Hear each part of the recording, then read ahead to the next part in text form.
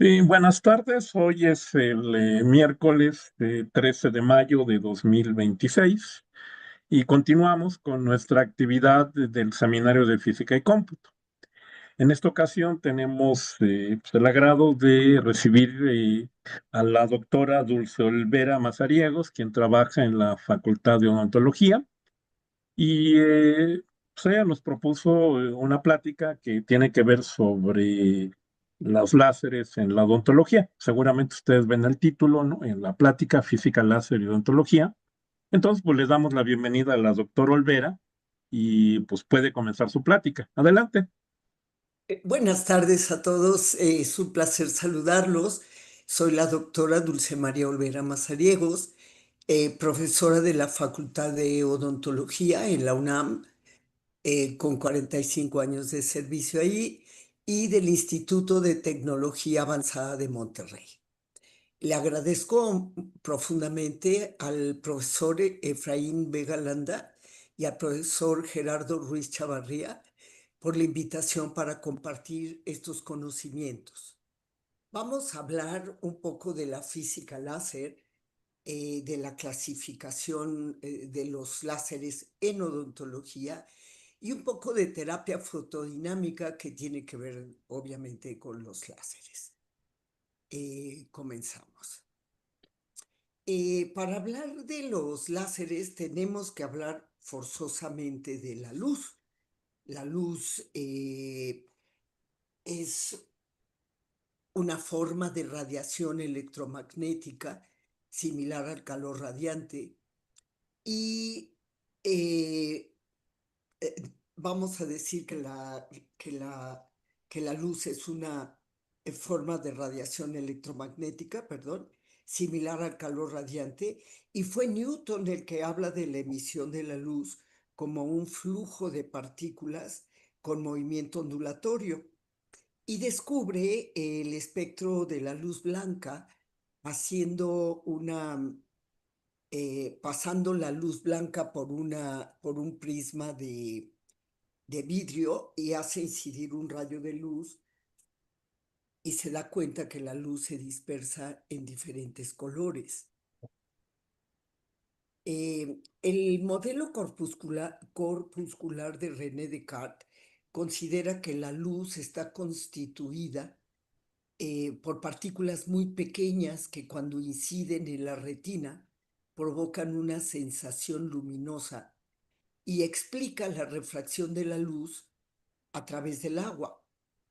Después, en 1678, Huygens dice que la luz es entendida como una perturbación periódica que se propaga por igual en todas las direcciones del espacio, dando lugar a ondas esféricas y además es una onda mecánica, por lo que necesita un medio para propagarse y lo llaman en ese entonces éter.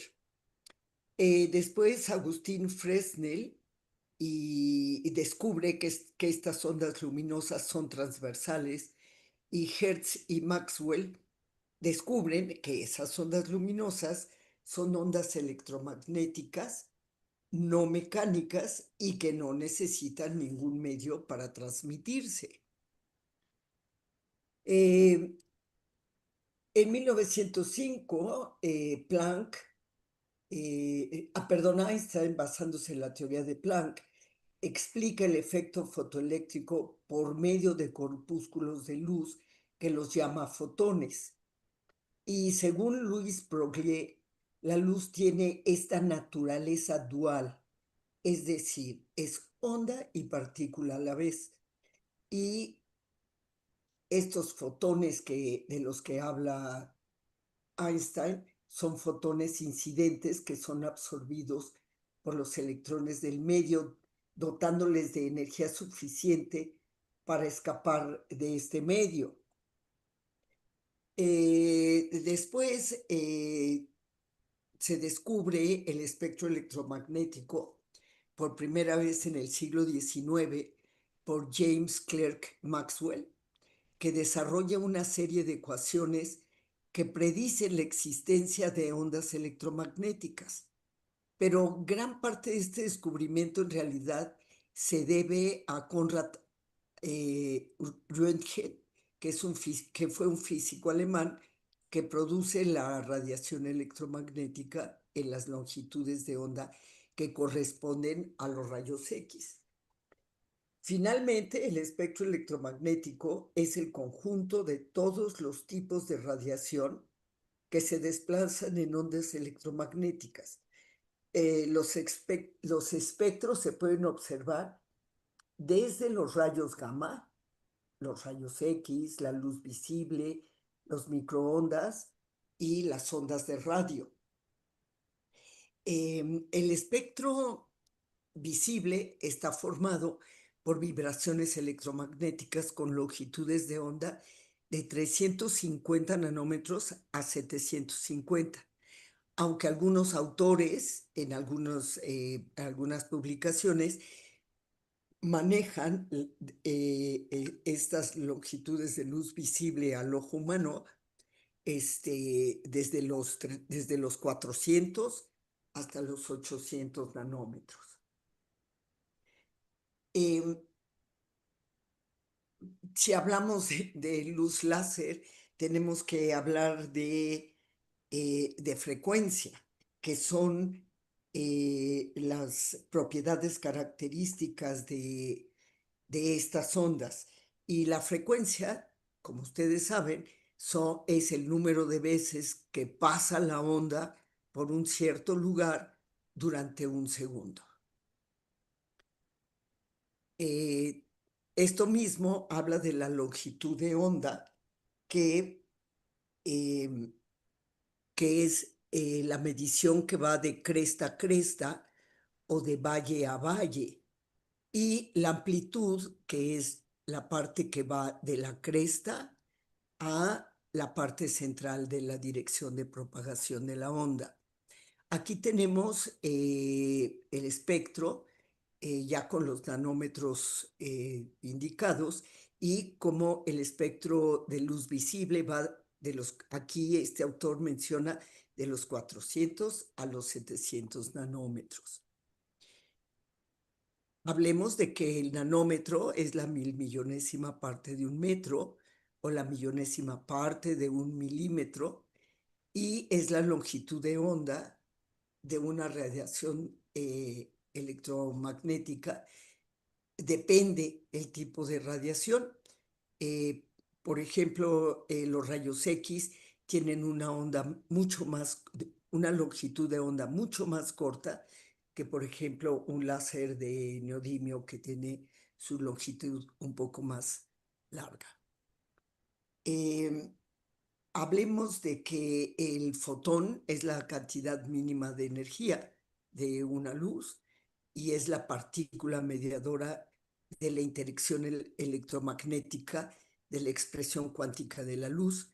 Y realmente el fotón es el que vamos a estimular en una radiación láser para que se convierta en dos fotones que van caminando de una manera muy parejita, y, y son las que transportan la energía. El átomo es la unidad más pequeña posible de un elemento químico, y que tiene todas las propiedades y no tiene peso. El electrón es la partícula elemental de carga negativa, que es el que va a hacer que el fotón se dispare.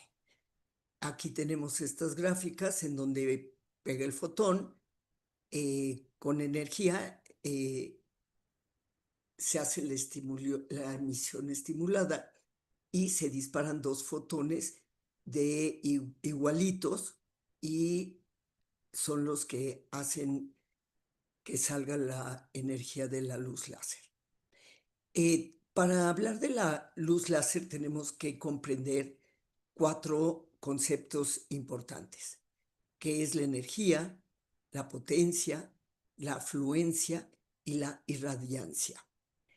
La energía es el trabajo que se va a medir en joules o en julios, y que la palabra energía proviene de la palabra griega energeia, y joule es el trabajo necesario para producir un watt de potencia durante un segundo, también llamado vatio. Es decir, un vatio por segundo es la relación que puede ser utilizada más para definir vatio. Y los watts por segundo son los que más se utilizan en un láser terapéutico. La potencia se representa por el símbolo P y es la cantidad de trabajo efectuado por unidad de tiempo, y es el porcentaje en el que la energía se consume, y también se mide en vatios y en joules o en joules por segundo.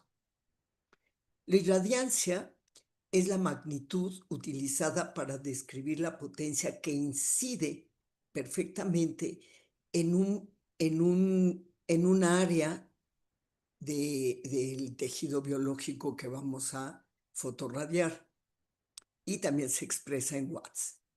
Y la fluencia es el término que se utiliza para describir la cantidad de energía que está siendo aplicada en el tejido.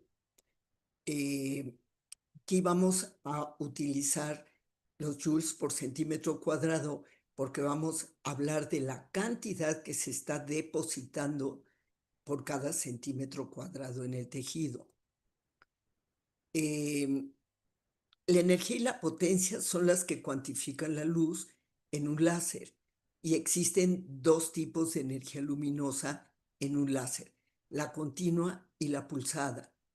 La que nosotros utilizamos es, dependiendo del tejido que vamos a vaporizar o que vamos a hacer, con la pulsada tenemos picos de enfriamiento, y con la continua no hay ningún pico de enfriamiento, como por ejemplo el láser de CO2, que es continuo y no hay picos de enfriamiento.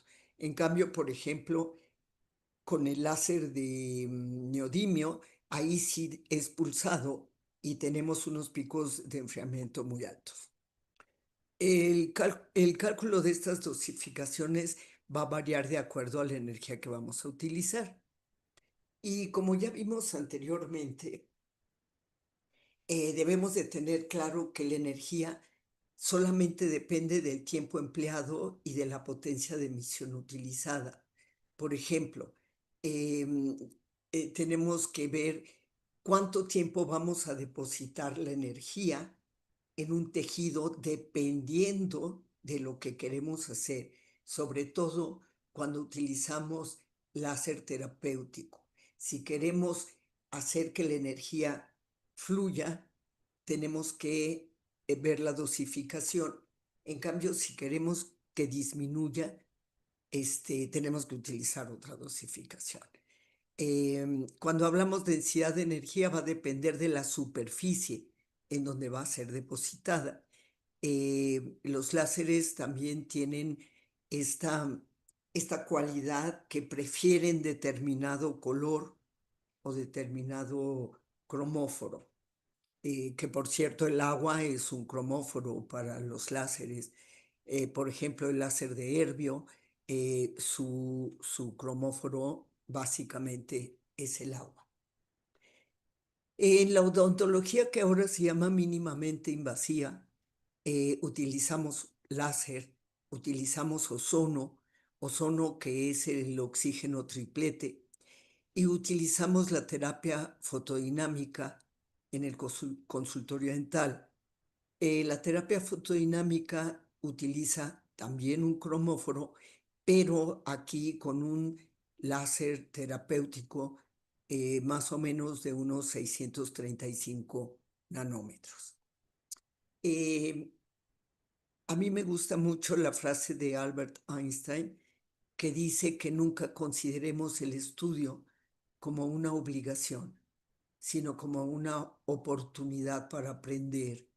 Es maravilloso el mundo del saber, y no importa la edad que tengamos, siempre debemos valorar lo que es el saber. Voy a hablar un poco de historia de la odontología para que sepamos cómo hemos tratado al paciente desde las primeras veces hasta la actualidad. Y hablemos de los instrumentos quirúrgicos en el antiguo Egipto. Vean ustedes los instrumentos. Sin embargo, fíjense cómo ya se ferulizaban los dientes em, en aquella época con oro. Y era oro de 18 quilates porque, como ustedes saben, el oro es muy maleable, perdón, oro de 24 quilates, porque como ustedes saben, el oro es muy maleable. Entonces utilizaban por eso oro.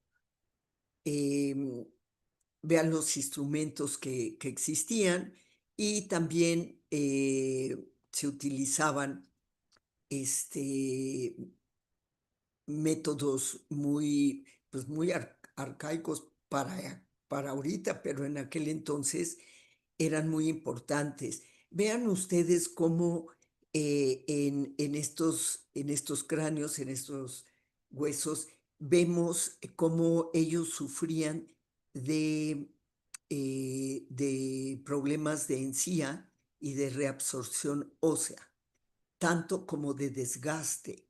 Ahí podemos inferir que comían cosas muy duras, porque los desgastes son bastante fuertes, y que tenían problemas de encías.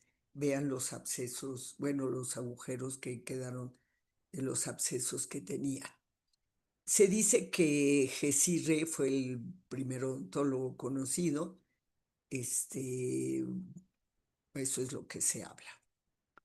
Vean cómo hacían los etruscos rollitos de alambres de oro de 24 quilates para poder hacer ferulizaciones. Vean los instrumentos que se fueron usando después.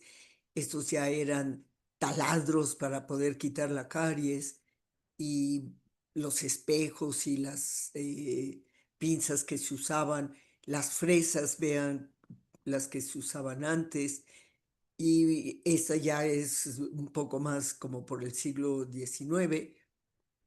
Estas ya son piezas de mano ya por el siglo XIX, XX, y por último están las piezas de mano que se utilizan con el láser, que son estas últimas. Estas son piezas de mano para el láseres de Erbium y de Neodymium Jack. Vean aquí cómo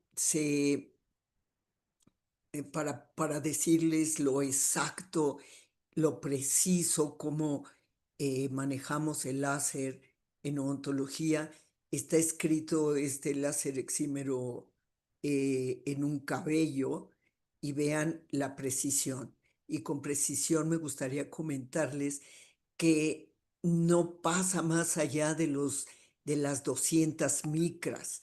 Entonces, cuando un paciente nos pregunta si lo vamos a atravesar con el láser, ¿verdad? Que es una pregunta muy común. Pues con esto les puedo comentar que avanzamos solo entre 200 y 300 micras utilizando los láser. Voy a hablar un poco de la historia terapéutica de la luz, que se remonta a la antigüedad.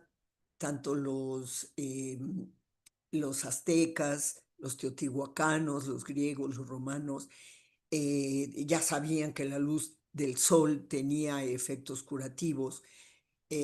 Los teotihuacanos y los aztecas inclusive tenían solares, les llamaban solares, en donde sacaban a sus pacientes a que tomaran la luz del sol para poder aliviarse. Y bueno, y sí lo lograban en algunas enfermedades, y ya sabían cómo aplicar pues la terapéutica de la luz en aquel entonces. Albert Einstein es el que expone la teoría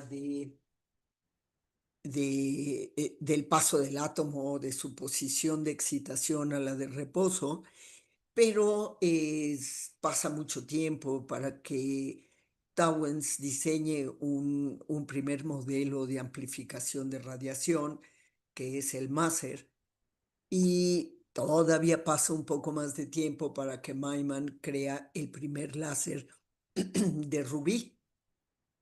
Y ese láser de rubí, por ese láser recibe un premio, pero él no sabía,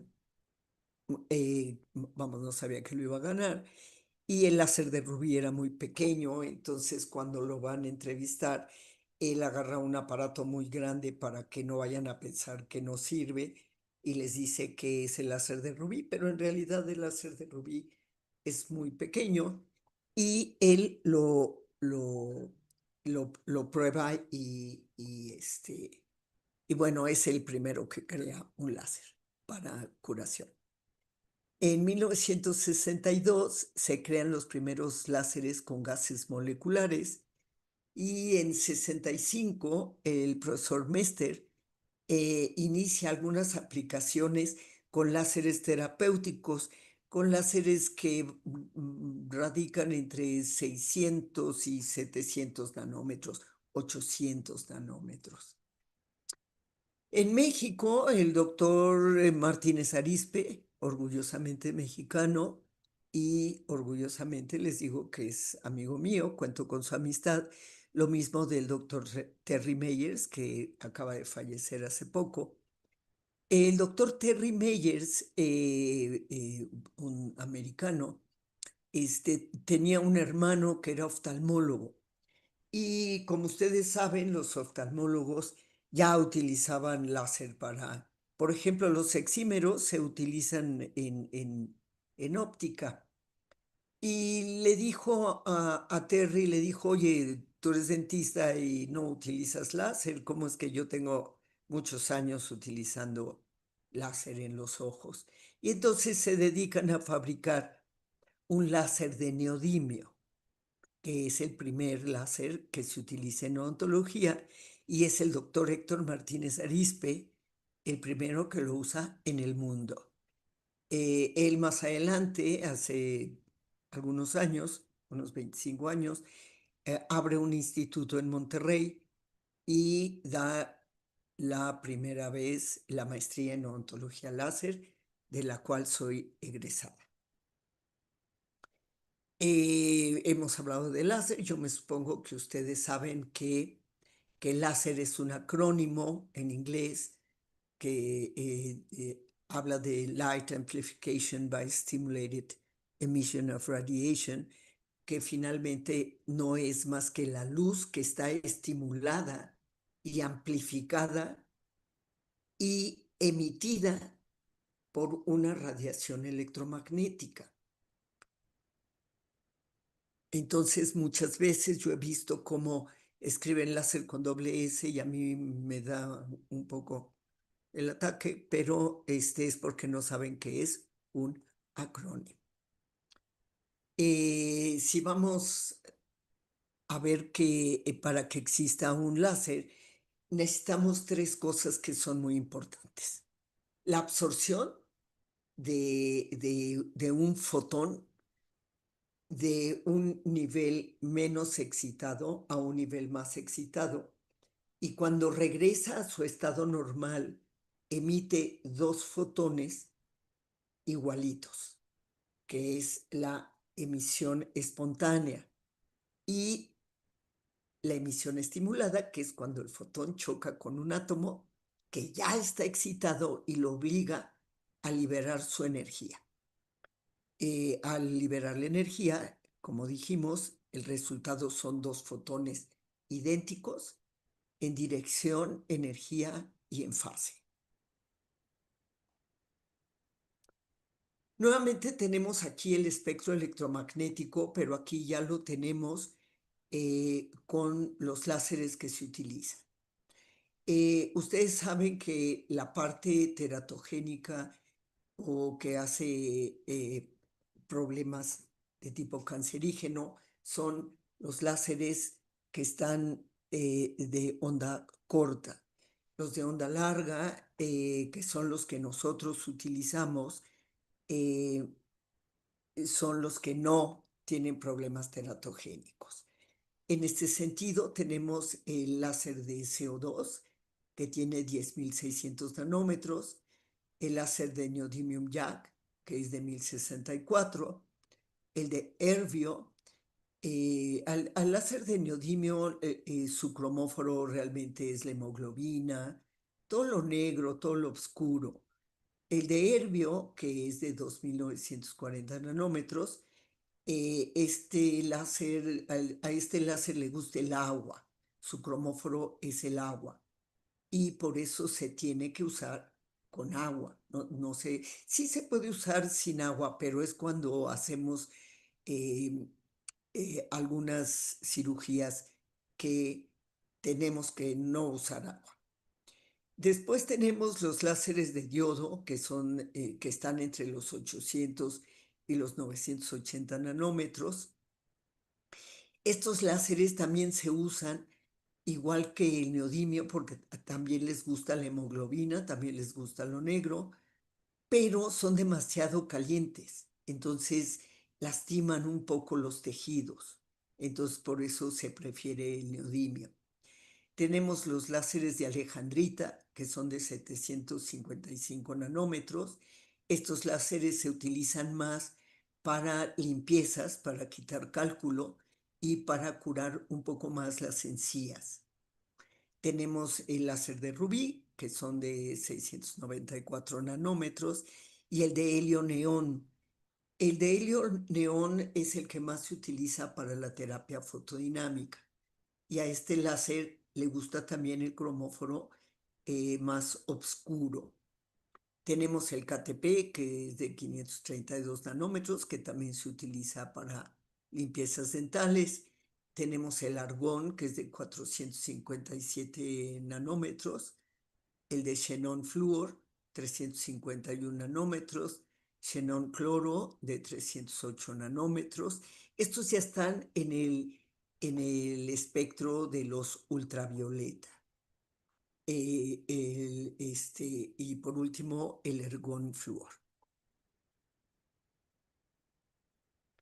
Entonces vemos aquí que el fotón con una emisión espontánea, como es el de la luz, solo pasa de un lugar a otro y el estimulado, se estimula el fotón y salen dos fotones iguales que damos en base. Aquí tenemos como la luz normal, la luz blanca, tiene todas las ondas que son visibles, desde los rojos hasta los azules, y el láser no. Una de las propiedades, más bien las propiedades que tienen los láser son que son monocromáticos, coherentes, o sea, todos los fotones van, eh, bueno, se dice en un término, marchando como un ejército perfectamente sincronizado y son unidireccionales. Tienen solamente una dirección, no como la luz blanca que se dispersa en todas las direcciones, y, y la luz láser es monocromática, coherente y unidireccional. Aquí tenemos el ejemplo de cómo la luz blanca es totalmente en todas las direcciones y el láser es unidireccional. Tenemos que los componentes de un sistema láser, tenemos que tener un medio activo que puede ser gaseoso, líquido o sólido, dependiendo del láser que vamos a utilizar. Por ejemplo, el láser de helio neón es de un gas y sólido, por ejemplo, como el rubí o como el neodimio, que es un trozo de yttrium dopado con neodimio. y tiene que tener un sistema de bombeo, que es una fuente de luz, de que puede ser una luz cualquiera de electricidad, que es el que va a empujar a los electrones a otro nivel. Y una cavidad de resonancia, que son dos espejos, uno perfectamente pulido, en donde no deja pasar nada, y el otro es 99% pulido, en donde puede pasar la luz láser. Así es como tenemos nuestros sistemas de láser en odontología. Em, Tenemos que tener la inversión de población, que es cuando empiezan a rebotar todos los fotones en la cavidad, rebotan hasta que ya la población es bastante grande, y entonces es cuando pasan por el 1% de ese espejo que está pulido al 99%.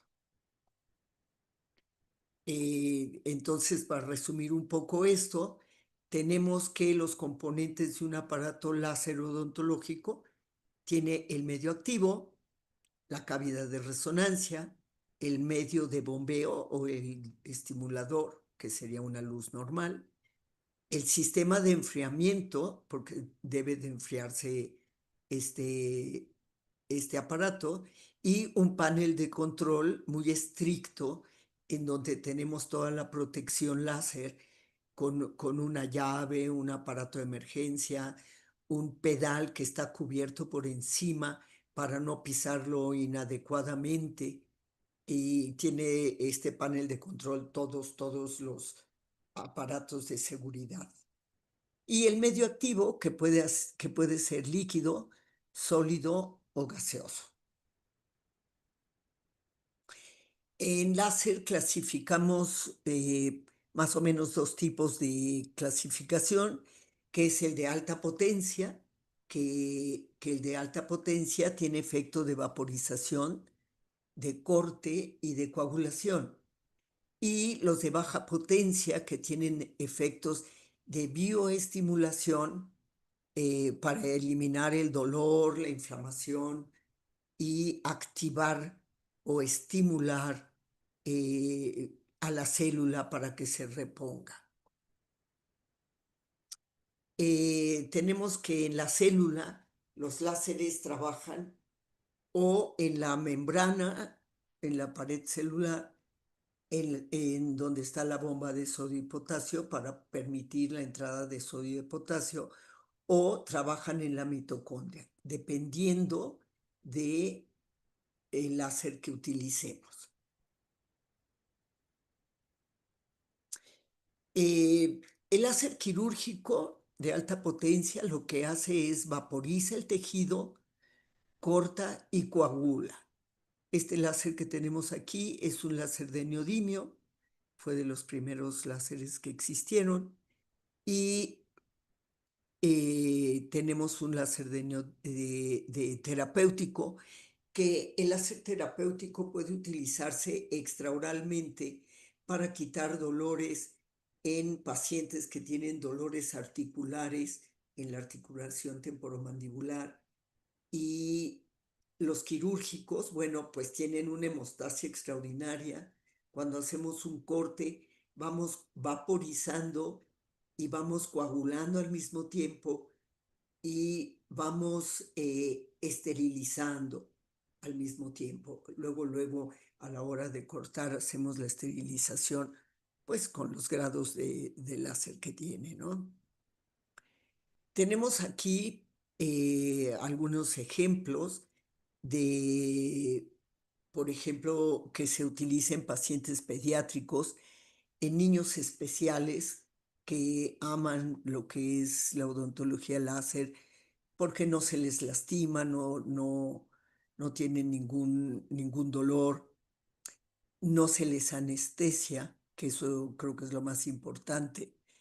Y, por ejemplo, tenemos aquí a un niño con una parálisis facial bastante pronunciada, y vean cómo con un mes de tratamiento mejora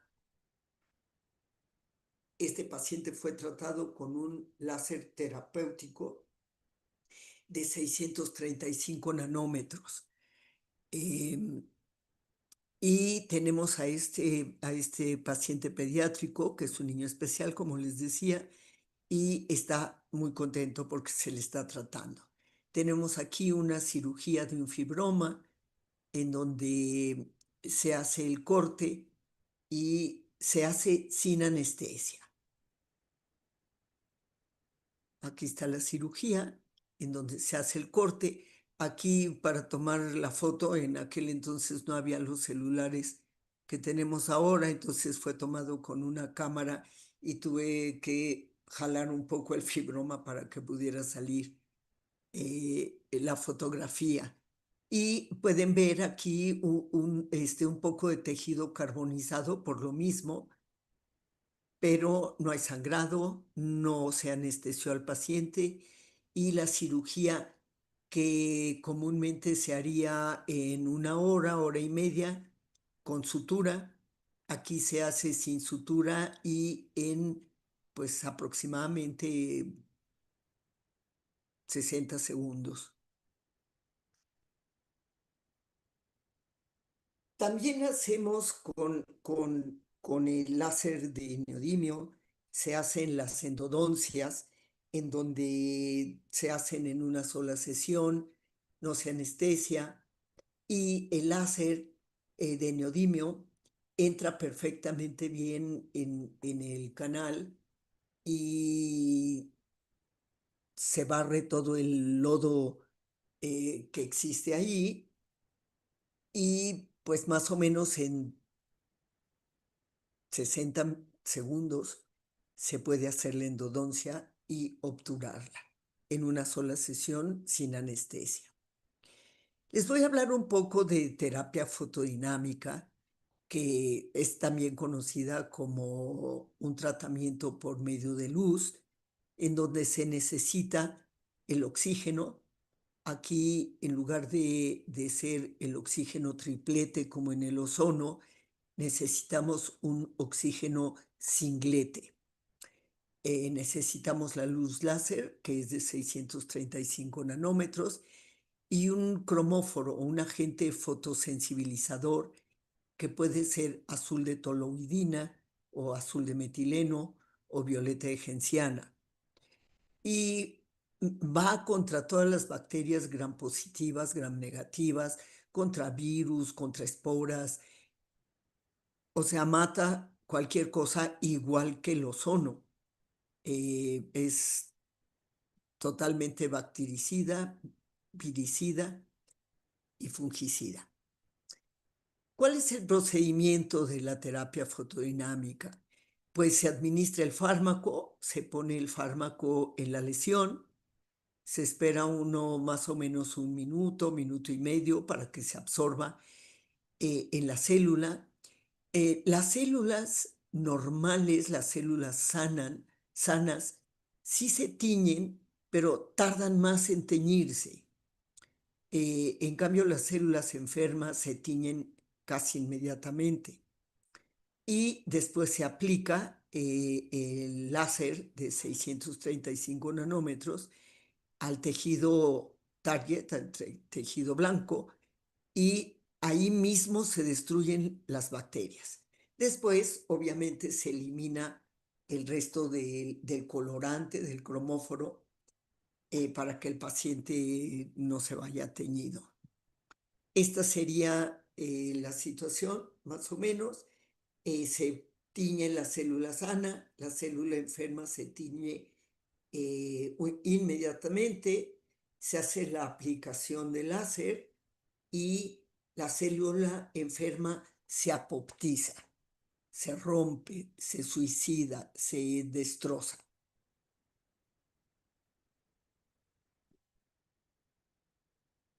Aquí tenemos unos ejemplos. Si ustedes ven la foto de arriba a la izquierda, ahí hay un proceso patológico, se aplica el cromóforo, se le aplica el láser e inmediatamente después vean, ya no existe el tejido patológico. En las otras dos fotos, ahí les enseño cómo está el tejido dañado. Se le pone el azul de toluidina, en este caso fue azul de metileno, se aplica el láser y vean cómo inmediatamente después el tejido está recuperado.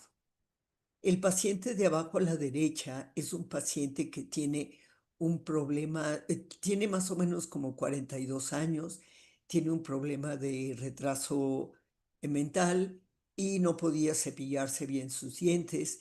Llega con esta situación, por la parte lingual está peor, pero bueno, les enseño esta y vean, se hizo el mismo procedimiento.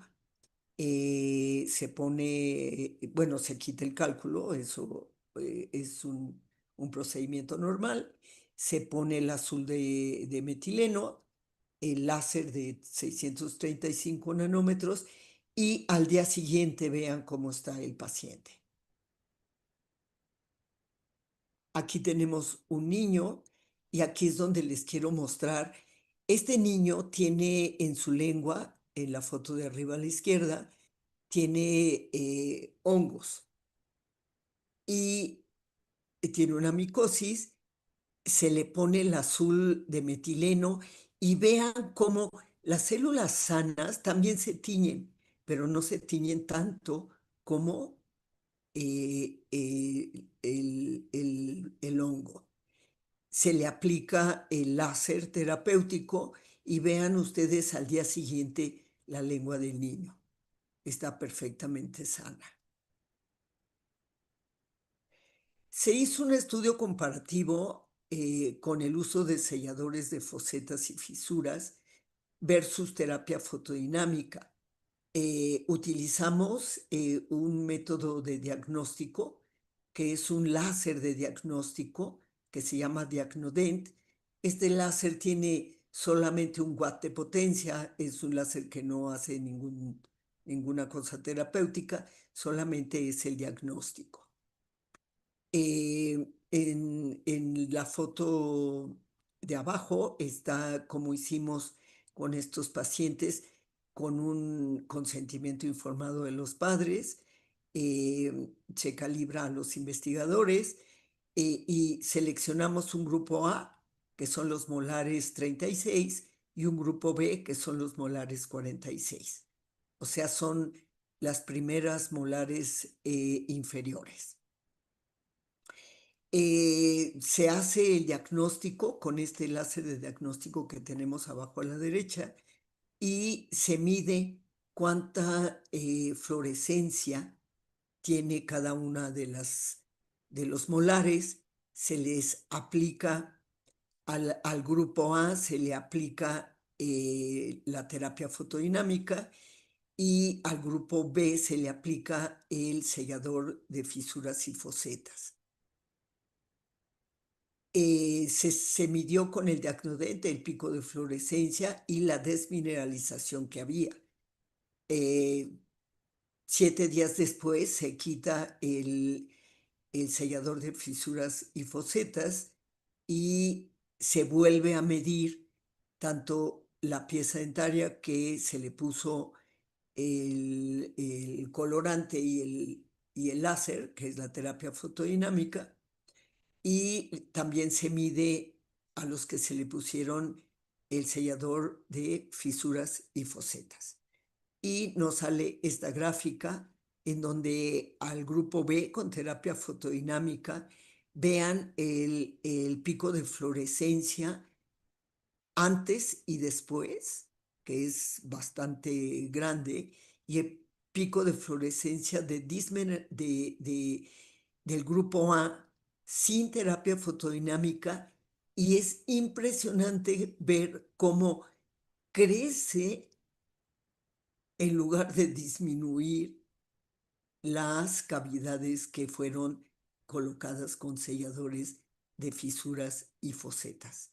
Esto es un trabajo muy serio, muy formal que hicimos el doctor Martínez Arizpe y yo, y se concluye que la utilización de selladores de fosetas y fisuras encriptan las bacterias en lugar de matarlas, las encriptan. Y como ya están encriptadas y son bacterias que no necesitan oxígeno, pues están en su medio apropiado. En cambio, la terapia fotodinámica no necesita de grabado, no se necesita la colocación de selladores y garantiza el 99% la eliminación de la población microbiana. Pero además se remineraliza el esmalte. Esto es un estudio que he tratado de promover en todas partes, incluyendo la Facultad de Odontología, en donde no se escucha a nadie, ni a ningún investigador. Y esto eh, es una alternativa de muy bajo costo para las poblaciones que están indefensas y que no tienen ningún tipo de trabajo dental. Esto sería maravilloso. Esas son mis conclusiones. Esta es la bibliografía y yo les doy las gracias por haberme escuchado. Em, Soy más cirujano dentista que físico. em, y me encanta la frase de Hipócrates que dice, somos lo que pensamos. Les agradezco muchísimo su atención. Espero haber cumplido con sus expectativas. Gracias y estoy a sus órdenes. Bueno, buenas tardes, doctora. Bueno, muchas gracias. La plática, pues sí, digo, nos recordó varios temas de la física, después las aplicaciones médicas, ¿no? No veo todavía preguntas en el chat, ¿no? Pero pues yo como moderador siempre pues tengo que hacer algunas preguntas, ¿no? Por favor. Mire, bueno, una es que mencionaba ahí que ocupaba, por ejemplo, láser este de neodimio, ¿no? Este que yo recuerde, pues su frecuencia de emisión es 1064, que se encuentra fuera del visible. Entonces ahí, digamos, ¿cómo lo manipulan para saber que, digo, como uno no lo ve, Claro, para que, tenemos un láser guía ya, que es de 635 nanómetros. Lo sí, mismo, lo mismo sucede con el láser de CO2. Como no se ve y ese láser sí penetra muy profundo y además es muy caliente, entonces a la hora de dispararlo hay una luz láser guía que nos dice cómo, dónde voy a disparar. sí. Bueno, muchas gracias. Creo que eso era importante saberlo. Y ahora usted mencionaba, ¿no? Que, bueno, láseres bueno, la potencia de los láseres, ¿como qué potencia están ocupando para sus láseres que ustedes están, con los cuales trabajan? Sí, mire, con láseres de diagnóstico, por ejemplo, le comentaba que este tiene 1 watt de potencia, es muy bajito, no hace ningún daño. Y con el láser de neodimio, ahí cuando se hace cirugía se ocupan de 4 a 6 watts y Ujú. cuando no se utilizan de 2 a 3 watts. Ya. En los láseres terapéuticos utilizamos hasta 12.000 joules. Ujú. Ujú. Y bueno, dice ahorita Jules, porque en este caso sería láser pulsado lo que están ocupando. No, el láser Ah, terapéutico, ya. lo manejamos de los 600 a los 800 nanómetros, entonces por eso es que utilizo el término de joules. Bueno, está bien. Y bueno, a ver, déjame ver, estoy buscando si no hay preguntas, porque bueno, luego no se animan y por eso yo me pongo a Sí, preguntar, ¿no? Ahora, bueno, mencionaba que, bueno, las características de los láseres que mantienen su direccionalidad, ¿no?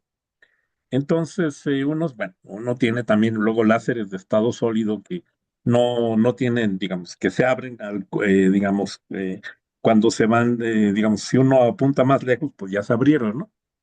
Aquí es esa direccionalidad, digamos, ¿a qué se debe que la luz, digamos, se mantenga su dirección y no diverja? esto se debe a que es una luz coherente. Ujú, Y los fotones van caminando coherentemente. ujú. Entonces, bueno, eso habla de la coherencia, de la unidireccionalidad. Bueno, pues mire, no veo preguntas, pues si no, pues acabamos en este momento la plática, pero pues lo que pasa es que como está grabada en YouTube, seguramente al rato van a haber más personas que la van a ver, ¿no? Sí, Entonces, bueno, solamente quisiera concluir esto, si usted quiere decir pues algunas palabras finales o si quiere invitar a los que están viendo la plática a que la vayan a visitar o que vayan a hacer tesis, ¿nos puede decir un poco? claro, claro, los que quieran hacer tesis, con muchísimo gusto yo los apoyo. Y bueno, y claro que los invito a visitarme. No se utiliza ya la turbina, lo que tanto miedo le tiene el paciente al zzz, ya no se usa. Y tampoco se utiliza anestésico, porque los láseres son tan precisos y tan rápidos que no se necesita utilizar. Y sobre todo que utilizamos láseres pulsados, ¿no? Con Ujú. picos de enfriamiento. Bien. Bueno, pues entonces, pues nada más, entonces le agradecemos y pues muchas gracias por haber dado esta plática, ¿no? Muchísimas gracias, profesor Gerardo, y gracias a